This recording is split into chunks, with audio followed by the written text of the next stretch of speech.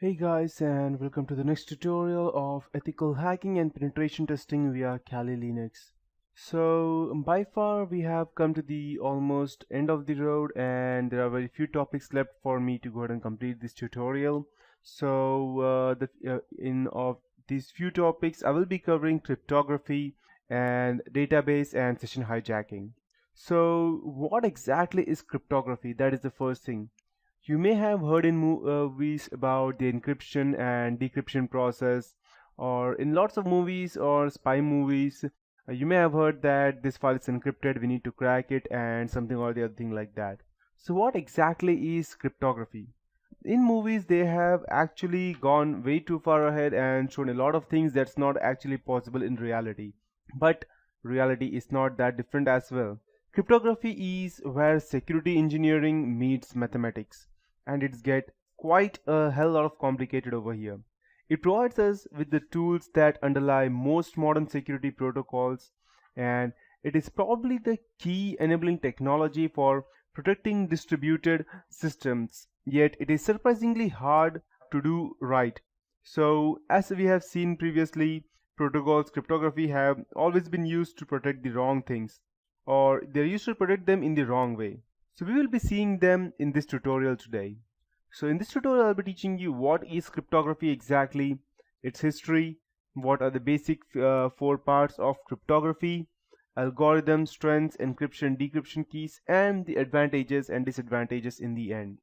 So to start with cryptography, there are always two main parts. One is the encryption and the other one is the decryption. So I'll be giving you more examples as we go ahead and start looking in detail at real applications. Unfortunately, the computer security and cryptology communities have drifted like way too far from each other over the last few years. So security people don't always understand that the available crypto tools and crypto people don't understand the real world problems. There are a number of reasons such as different professional backgrounds, computer science versus mathematics, different research fundings, and besides that government have tried to protect or promote computer security research while suppressing cryptography. So it reminds me something of a story told by one of my medical friends. He's in medical, and he told me that when he was young he worked for a few years in a country where for economic reasons they had shortened their medical degrees and concentrated on producing specialists as quickly as possible. One day a patient who had both kidneys removed and was awaiting a transplant needed his dialysis shunt redone. The surgeon sent the patient back from the theater on the grounds that there were no urinalysis on the file. It just didn't occur to him that the patient with no kidneys could not produce any urine.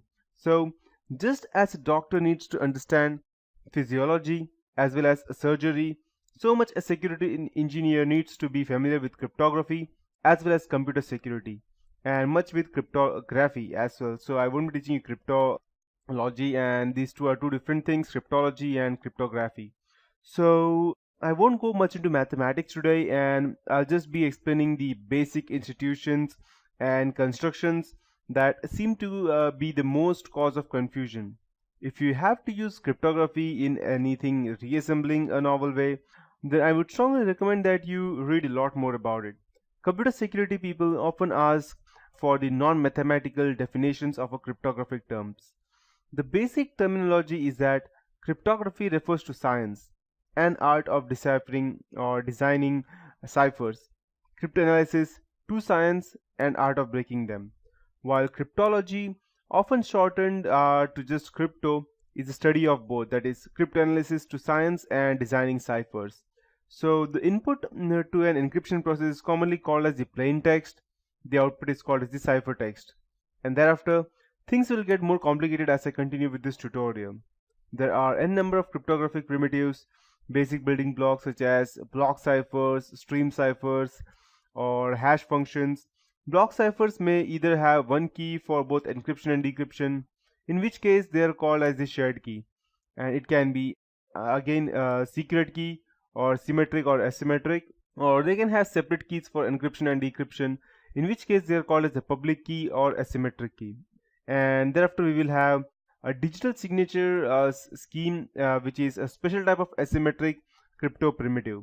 And in the rest of this tutorial, I'll give you some fine historical examples to illustrate the basic concepts of cryptography. Then I'll try to fine-tune definitions by introducing random oracle model, which many cryptologists use. Finally, I'll show you some of the more important cryptographic algorithm, how they actually work, and how they can be used to protect data.